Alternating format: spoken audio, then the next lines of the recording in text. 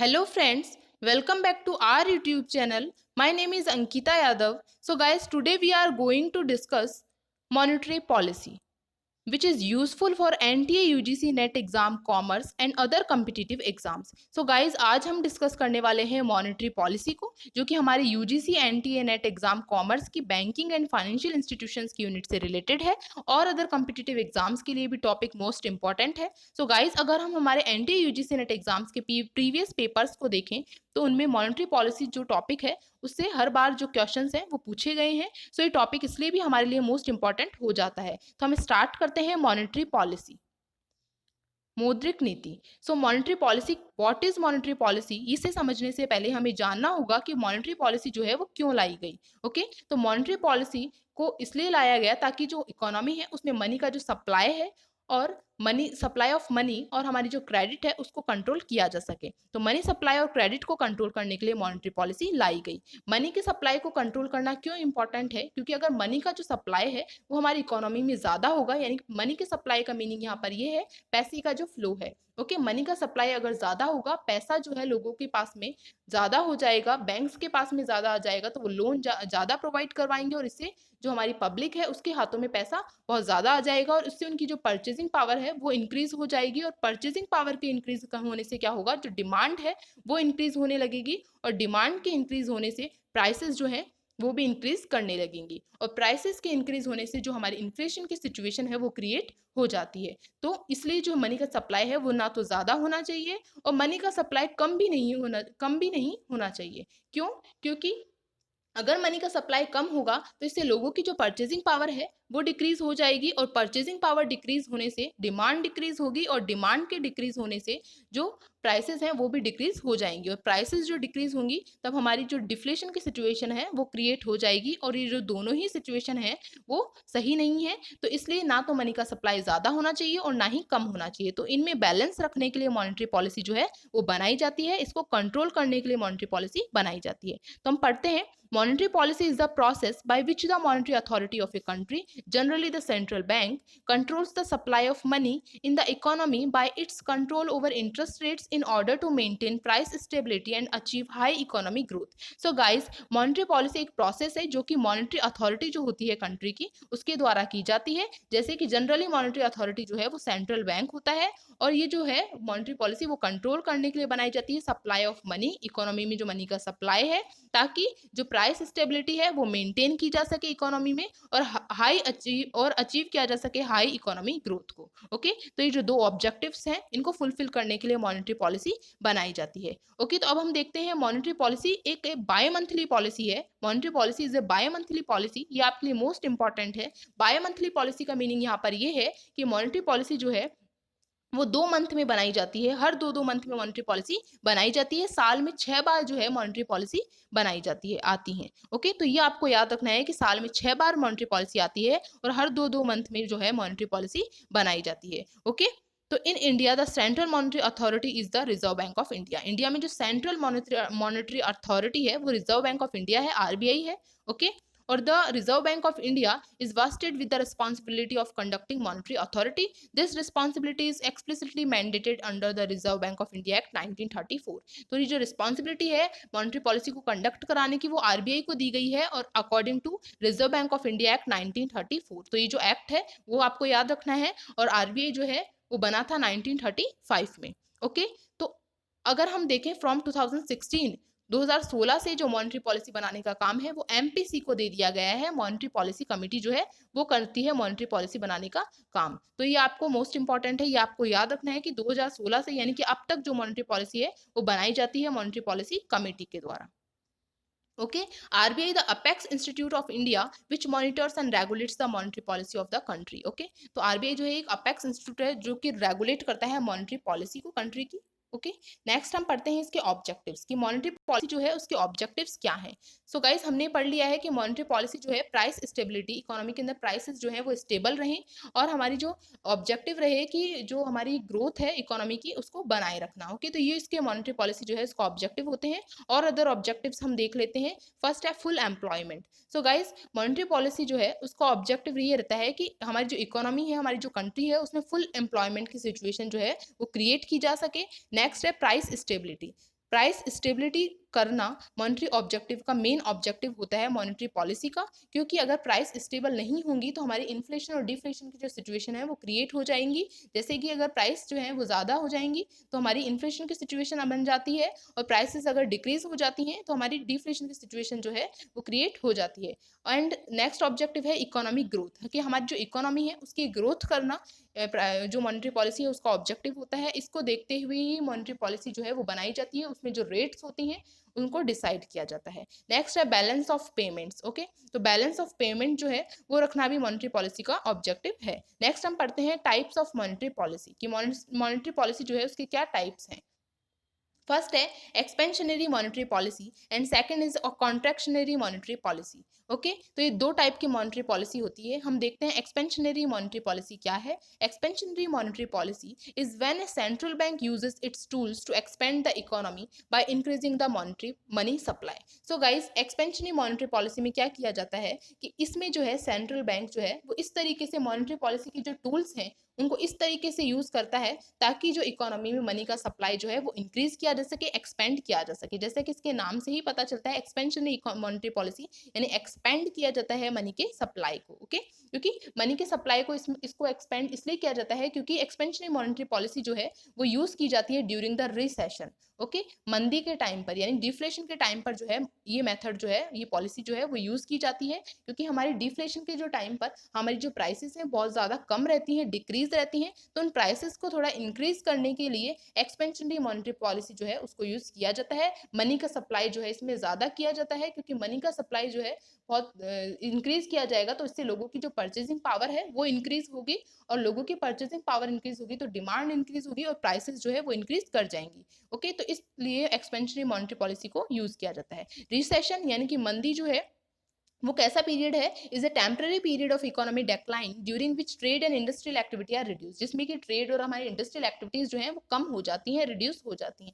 Next है contractionary monetary policy. ये policy जो है हमारी एक्सपेंशनरी मॉनेटरी पॉलिसी का जस्ट अपोजिट है। उसमें एक्सपेंशनरी मॉनेटरी पॉलिसी में हमें क्या करना होता था, जो आरबीआई है वो क्या करता था कि जो हमारे मॉनेटरी पॉलिसी के जो टूल्स हैं उनको इस तरीके से यूज करता था ताकि जो है एक्सपेंड किया जा सके मनी का सप्लाई जो है, उसमें एक्सपेंड इंक्रीज किया जाता था और इसमें मनी का सप्लाई जो है वो कम किया जाता है, डिक्रीज कर दिया जाता है। ओके, तो here monetary policy are being used during inflation. ये इन्फ्लेशन के टाइम पर ये मॉनेटरी पॉलिसी जो है यूज की जाती है। और इन्फ्लेशन का टाइम क्या होता है, is a continuous increase in the price level of goods and services. Okay, तो इसमें क्या किया जाता है, जो हमारी इन्फ्लेशन का टाइम वो टाइम है जिसमें हमारी जो सर्विसेज हैं, हमारी जो गुड्स हैं, उनकी जो प्राइसेस हैं उनमें कंटिन्यूअस इंक्रीज होता रहता है। ओके, तो ये होती है कॉन्ट्रैक्शनरी मॉनेटरी पॉलिसी।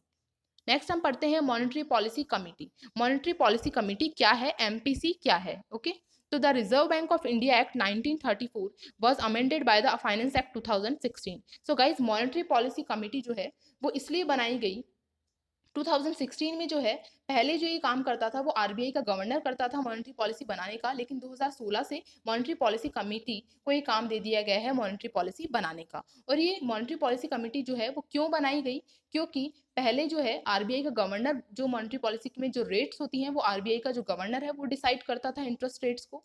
तो क्या होता था, जो गवर्नमेंट है और जो गवर्नर है उनके बीच में कन्फ्लिक्ट जो है वो उत्पन्न हो रहे थे, कन्फ्लिक्ट पैदा हो रहे थे। तो उस कारण कन्फ्लिक्ट को दूर करने के लिए जो है उन्होंने डिसाइड किया कि मॉनेटरी पॉलिसी कमेटी जो है वो बनाई जाए, क्योंकि गवर्नमेंट जो है उसका ऑब्जेक्टिव था उसकी जो ग्रोथ है इकोनॉमी की उसको बढ़ाना, और वो चाहती थी कि मनी का सप्लाई जो है वो ज्यादा हो, यानी कि जो रेट्स हैं वो कम की जाए। लेकिन जो गवर्नर है आरबीआई है वो ये चाहता था कि जो रेट्स हैं वो ज्यादा की जाए ताकि मनी का सप्लाई जो है कम हो और प्राइस स्टेबिलिटी बनी रहे। तो ये दोनों के जो ऑब्जेक्टिव्स हैं उनके लिए क्या हो रहा था, कन्फ्लिक्ट पैदा हो रहा था। तो इस कारण जो है मॉनेटरी पॉलिसी जो कमेटी जो है वो बनाई गई, जिसमें 6 मेंबर्स रखे गए, 3 मेंबर्स गवर्नमेंट के लोग और 3 मेंबर्स जो है वो हमारे आरबीआई के तरफ से। ओके, तो ये 6 मेंबर्स की कमेटी जो है वो बनाई गई है। तो हम देखते हैं 2016 जो है से मॉनेटरी पॉलिसी कमेटी बनाई गई है, और for maintaining price stability while keeping in mind the objective of growth. Okay, तो इसका जो ऑब्जेक्टिव है वो ये रहेगा कि प्राइस स्टेबिलिटी रखना, लेकिन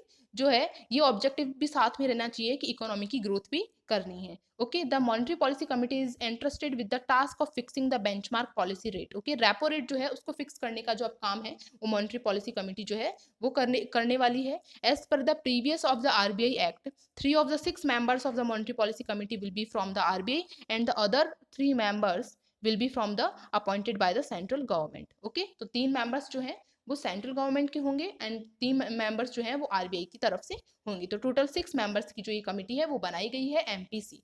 ओके, तो ये आपके लिए मोस्ट इंपॉर्टेंट है, ये आपको याद रखना है। नेक्स्ट हम पढ़ते हैं tools of monetary policy. Okay, monetary policy जो है वो बनाई जाती है हमारी इकोनॉमी में सप्लाई ऑफ मनी को कंट्रोल करने के लिए। मनी का जो सप्लाई है, क्रेडिट का जो सप्लाई, क्रेडिट जो है उसे कंट्रोल करने के लिए मॉनेटरी पॉलिसी बनाई जाती है। तो इसका जो सप्लाई है मनी का, उसको किस तरीके से जो है वो कंट्रोल किया जाएगा, इसके लिए मॉनेटरी पॉलिसी के कुछ टूल्स हैं, उनको यूज करके मॉनेटरी जो सप्लाई है मनी का उसको कंट्रोल किया जा सकता है। तो ये जो टूल्स हैं ये 2 टाइप के हैं। फर्स्ट है quantitative tool and second is qualitative tool. जो क्वांटिटेटिव टूल्स जो हैं उनमें आते हैं हमारे open market operations, bank rate, cash reserve requirement, liquidity ratio, special deposit, ये हमारे क्वांटिटेटिव टूल्स हैं। नेक्स्ट है हमारे क्वालिटेटिव टूल्स। तो क्वालिटेटिव टूल्स जो है उन्हें हम सिलेक्टिव टूल्स भी कहते हैं। इसमें हमारे credit rationing, credit ceiling, moral persuasion, direct action, advertisement, ये सब हमारे क्वालिटेटिव टूल्स हैं। सो हम पढ़ते हैं क्वांटिटेटिव टूल्स को। मॉनेटरी पॉलिसी के क्वांटिटेटिव टूल्स क्या हैं? तो क्वांटिटेटिव टूल्स में हमारे आते हैं बैंक रेट, सीआरआर। ओके, तो हम पढ़ते हैं बैंक रेट क्या है। क्वांटिटेटिव टूल्स जो है उन्हीं का ही ज्यादा यूज किया जाता है मॉनेटरी पॉलिसी बनाने में। ओके, तो बैंक रेट क्या है? The bank rate also known as the discount rate. तो ये आपको याद रखना है कि बैंक रेट को डिस्काउंट रेट भी कहते हैं। ओके, और बैंक रेट वो रेट है जिस पर आरबीआई कमर्शियल बैंक्स को लोन प्रोवाइड करवाता है लॉन्ग टर्म के लिए। तो ये आपको याद रखना है। Is the rate of interest charge by the RBI for providing funds और loans to the banking system for long term. Okay, और ये अनसिक्योर्ड होते हैं, यानी कि कोई भी कोलेटरल सिक्योरिटी जो है वो नहीं रखी जाती है। कमर्शियल बैंक्स के द्वारा कोई भी सिक्योरिटी जो है वो गिरवी नहीं रखी जाती है। ओके, तो ये आपको याद रखना है। नेक्स्ट है open market operations. Open market operations क्या होते हैं? An open market operation is an instrument of monetary policy which involves buying और सेलिंग ऑफ गवर्नमेंट सिक्योरिटीज। तो ओपन मार्केट ऑपरेशंस में जो आरबीआई है वो ओपन मार्केट में जाकर अपनी जो गवर्नमेंट की सिक्योरिटीज हैं उनको सेल और परचेज करने का काम करती है। ओपन मार्केट ऑपरेशन में सेल करने का काम कब करेगी आरबीआई? जब आरबीआई ये चाहेगी कि जो मनी का जो सप्लाई है वो कम हो, तो उसके लिए जो है वो ओपन मार्केट ऑपरेशन में ओपन मार्केट में जाकर आरबीआई सेल करेगी गवर्नमेंट की सिक्योरिटीज को, और परचेज करने का काम तब करेगी जब आरबीआई ये चाहेगी मनी का सप्लाई को ज्यादा करना इकोनॉमी में। ओके, नेक्स्ट हम पढ़ते हैं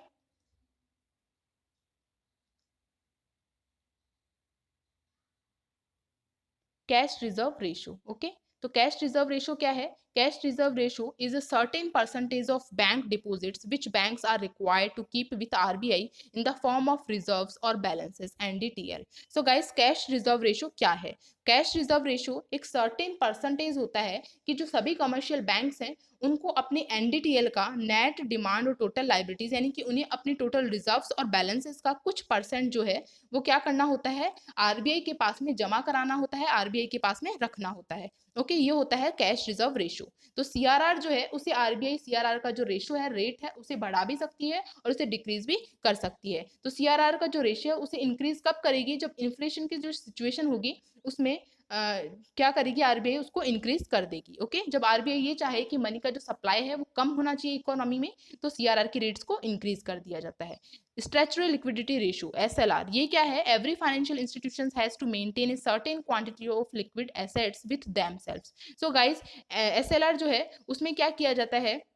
ये सभी जो कमर्शियल बैंक्स हैं उन्हें अपनी टोटल रिजर्व्स और बैलेंसेस का कुछ पोर्शन, यानी कुछ परसेंट जो है अपने पास में ही रखना होता है लिक्विड एसेट्स के रूप में। यानी कि लिक्विड एसेट्स का मतलब यहाँ पर ये है कैश के रूप में, गोल्ड के रूप में, मार्केटेबल सिक्योरिटीज। ओके, तो इस तरीके से अपने पास में ही रखना होता है। ये होता है एसएलआर। और सीआरआर में क्या होता है? कुछ पोर्शन जो है आरबीआई के पास में जमा करके रखना होता है। तो ये होता है सीआरआर और एसएलआर में डिफरेंस। सीआरआर नेक्स्ट है हमारा, the RBI has power to fix high SLR. RBI को पावर है हाई एसएलआर फिक्स करने की, 25% से 40% तक रख सकता है। 1992 से 1992 के बीच में एसएलआर जो है हाई था 38.5%। ओके, नेक्स्ट हम पढ़ते हैं repo rate. Repo rate is the rate at which RBI lends to its clients generally against government securities. So guys, repo rate क्या है? ये वो रेट है जिसमें आरबीआई जो है आरबीआई जो है वो गवर्नमेंट कमर्शियल बैंक्स को क्या करता है, लोन प्रोवाइड करवाता है, वो भी शॉर्ट टर्म के लिए। ओके, यही डिफरेंस है बैंक रेट में और रेपो रेट में, क्योंकि बैंक रेट जो है उसमें लॉन्ग टर्म के लिए लोन प्रोवाइड करवाया जाता है और इसमें शॉर्ट टर्म के लिए प्रोवाइड करवाया जाता है, और उसमें कोलेटरल सिक्योरिटी जो है वो भी रखी जाती है। कमर्शियल बैंक्स जो है कुछ ना कुछ सिक्योरिटी जो है वो गिरवी रखते हैं आरबीआई के पास में। और रेपो जो है उसका मतलब है यहाँ पर repurchase agreement. Okay, repurchase agreement का मीनिंग यहाँ पर ये है कि जो कमर्शियल बैंक्स हैं वो क्या करते हैं, अपनी जो सिक्योरिटी है उसको सेल कर देते हैं आरबीआई को, उसके पास में कोलेटरल रख देते हैं, और फिर ये डिसाइड करते हैं कि फ्यूचर डेट पर वो क्या करेंगे, अपनी जो सिक्योरिटी है उसको वापस से रीपर्चेज कर लेंगे। तो ये होती है रेपो रेट। तो जिस रेट पर ये किया जाता है वो होती है हमारी repo rate. Repo rate helps commercial banks to acquire funds from RBI by selling securities and also agree to repurchase at a later date. Okay, तो ये आपके लिए इंपॉर्टेंट है कि शॉर्ट टर्म और collateral security. Reverse repo rate क्या होती है, जस्ट रेपो रेट का अपोजिट होती है। Reverse repo rate is the rate at which RBI borrows money from the commercial banks. Okay, इसमें आरबीआई क्या करता है, वो बोरो करता है मनी कमर्शियल बैंक से। ओके, रेपो रेट में क्या करता था, आरबीआई मनी प्रोवाइड करवाता था, लोन प्रोवाइड करवाता था कमर्शियल बैंक्स को। रिवर्स रेपो में आरबीआई बोरो करता है मनी कमर्शियल बैंक से। ओके, तो जिस रेट पर वो इंटरेस्ट पे करता है वो होती है रिवर्स रेपो रेट। नेक्स्ट है हमारा marginal standing facility. Margining facility यानी एमएसएफ, ये क्या है, ये वो रेट है, margin standing facility is the rate at which banks borrow funds overnight from the Reserve Bank of India against approved government securities. Okay, overnight जो है commercial banks जो है फंड्स जो है बोरो कर सकते हैं आरबीआई से, उसे हम बोलते हैं मार्जिन स्टैंडिंग फैसिलिटी। यानी कि आरबीआई जो है वो इमरजेंसी की सिचुएशन में कमर्शियल बैंक्स को लोन जो है वो प्रोवाइड करवाता है, तो जिस रेट पर वो लोन प्रोवाइड करवाता है उसे हम मार्जिन स्टैंडिंग फैसिलिटी कहते हैं। ओके, तो नेक्स्ट हम देखते हैं आरबीआई की जो रेट्स हैं, अभी करंट की जो रेट्स रखी गई हैं। सीआरआर की क्या रेट है, 3% है। एसएलआर की है 18.50% एंड रेपो रेट है 4%। रिवर्स रेपो रेट है 3.35% एंड मार्जिनल स्टैंडिंग फैसिलिटी जो है वो है 4.65%। एंड बैंक रेट जो रखी गई है वो रखी गई है 4.65%। तो गाइज आपके लिए याद रखना है कि सीआरआर और एसएलआर जो है उनको ऐड, इन दोनों को जो है वो बोला जाता है cash reserve ratio. Okay, cash assets जो है ये इन्हें कहते हैं कैश रिजर्व्स। ओके, नेक्स्ट है हमारे रेपो रेट और रिवर्स रेपो रेट, इन दोनों को जो है वो कहा जाता है हमारी लिक्विड स्टैंडिंग फैसिलिटी एलएसएफ। ओके, तो ये आपको याद रखना है। नेक्स्ट हम देखते हैं in situation of inflation. Guys, inflation की सिचुएशन में क्या किया जाएगा, मॉनेटरी पॉलिसी की जो टूल्स हैं उनको क्या इंक्रीज किया जाएगा, वो रेट्स हैं या डिक्रीज किया जाएगा, ये हम पढ़ते हैं। तो इन्फ्लेशन की जो सिचुएशन होती है उसमें क्या होता है, हमारी जो प्राइसेस हैं बहुत ज़्यादा होती हैं। ओके, तो उन प्राइसेस को क्या करना होता है, डिक्रीज करना होता है। तो इसलिए क्या करना होगा, बैंक रेट जो है उसको क्या कर दिया जाएगा, इंक्रीज कर दिया जाएगा। रेपो रेट जो है उसे भी इंक्रीज कर दिया जाएगा, एसएलआर को भी इंक्रीज और डीसीआरआर को भी इंक्रीज कर दिया जाएगा। तो ये आपको याद रखना है, क्योंकि इससे रिलेटेड क्वेश्चंस जो है हमारे एग्जाम्स में बहुत बार पूछे गए हैं कि बैंक इन्फ्लेशन की सिचुएशन में बैंक रेट इंक्रीज की जाती है या डिक्रीज की जाती है। तो सो गाइस, इन्फ्लेशन की सिचुएशन में बैंक रेट को इंक्रीज कर दिया जाता है, क्योंकि अगर बैंक रेट को इंक्रीज कर दिया जाएगा तो बैंक्स जो है वो लोन प्रोवाइड नहीं करवा पाएंगे पब्लिक को, और पब्लिक की जो परचेजिंग पावर है वो कम हो जाएगी और इससे डिमांड कम होगी, और डिमांड के कम होने से क्या होगा, हमारी जो प्राइसेस हैं वो डिक्रीज हो जाएंगी। ओके, नेक्स्ट हमारी है सेल, कि ओपन मार्केट सिक्योरिटीज जो है उनका क्या किया जाता है, सेल किया जाता है इन्फ्लेशन की सिचुएशन में। क्योंकि इन्फ्लेशन की सिचुएशन में ओपन मार्केट में सिक्योरिटीज को सेल किया जाएगा, तो इससे क्या होगा कि जो कमर्शियल बैंक्स हैं और पब्लिक है वो सिक्योरिटीज को परचेज करेंगी, और जो पैसा है वो आरबीआई के पास में आ जाएगा, और उनकी जो परचेजिंग पावर है वो कम हो जाएगी। ओके, और डिफ्लेशन की सिचुएशन में क्या किया जाता है, बैंक रेट, रेपो रेट और एसएलआर और सीआरआर जो है इन सभी को क्या कर दिया जाता है, डिक्रीज कर दिया जाता है, और ओपन मार्केट में सिक्योरिटीज को क्या किया जाता है, परचेज करने का काम किया जाता है आरबीआई के द्वारा। क्योंकि आरबीआई जो है ओपन मार्केट में सिक्योरिटीज को परचेज करेगी, तो उससे क्या होगा, जो पैसा है कमर्शियल बैंक्स के पास में आएगा और इससे मनी का जो सप्लाई होगा। ओके, नेक्स्ट हम पढ़ते हैं क्वालिटेटिव मेथड्स क्या है। क्वालिटेटिव मेथड्स को हम सेलेक्टिव मेजर्स भी बोलते हैं। तो qualitative measures of monetary policy includes those instruments which focus on the selected sectors of the economy. तो क्वालिटेटिव मेजर्स जो हैं मॉनेटरी पॉलिसी के, वो इंक्लूड करते हैं कुछ सेलेक्टिव सेक्टर्स को, इकोनॉमी के कुछ सेलेक्टिव जो सेक्टर्स होते हैं उन्हीं पर इसमें फोकस किया जाता है। ओके, तो फर्स्ट है ceiling on credit. Okay, ceiling का मीनिंग यहाँ पर ये है कि रिस्ट्रिक्शंस लगा देना, कि the ceiling on level of credit restricts the lending capacity of a bank to grant advances against certain control securities. So guys यहाँ पर आरबीआई जो है वो रिस्ट्रिक्शंस लगा देता है या फिर जो है फिक्स कर देता है कि इस एरिया के लिए इतना ही लोन जो है वो प्रोवाइड करवाना है और इस एरिया के लिए इतना लोन प्रोवाइड करवाना है, ये वो डिसाइड कर देता है। तो लोन जो है वो देने में वो क्या लगा देता है, रिस्ट्रिक्शंस लगा देता है।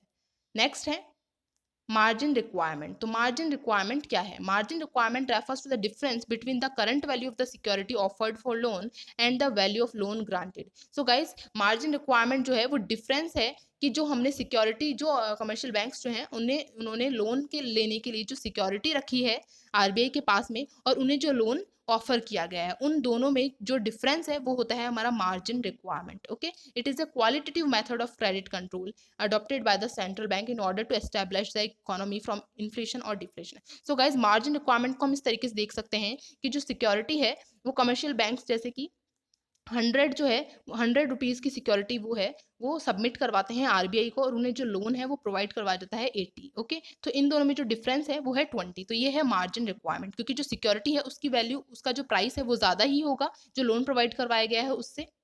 नेक्स्ट हम देखते हैं राशनिंग ऑफ क्रेडिट। कि राशनिंग ऑफ क्रेडिट क्या है? सो गाइज राशनिंग का मतलब यहाँ पर ये है कि जो क्रेडिट है वो किस एरिया को कितना प्रोवाइड करवाना है, इसकी राशनिंग कर दी जाती है।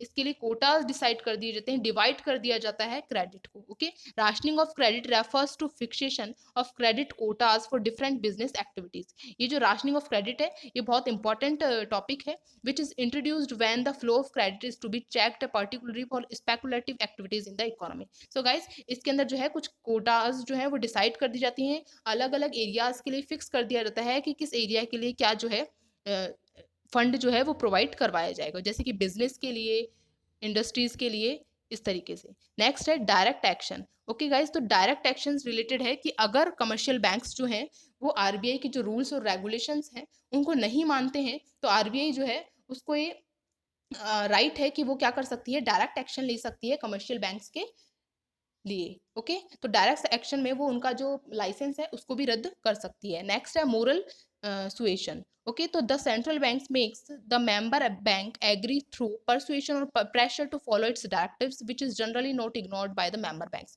तो मोरल सुएशन में क्या किया जाता है कि जो आरबीआई है वो क्या करता है, जो कमर्शियल बैंक्स हैं उनको अपने जो उसके ने जो डायरेक्टिव्स डिसाइड किए हैं, उसने जो रेगुलेशंस बनाए हैं उनको क्या है प्रेशर डालता है, उन पर दबाव डालता है कि वो इन्हें फॉलो करें। Okay, the banks are advised to restrict the flow of credit during inflation and be liberal to lending during deflation। So guys ये बैंक जो है वो अपना मोरल परसुएशन जो है वो कमर्शियल बैंक्स को देता है। तो ये जो है वो कुछ टेक्निक्स हैं जो कि क्वालिटेटिव टेक्निक्स हैं। ओके, और हमारे जो बैंक्स है आरबीआई है वो मॉनेटरी पॉलिसी जो है बनाने में ज़्यादातर जो है क्वांटिटेटिव टेक्निक्स का ही यूज़ किया जाता है।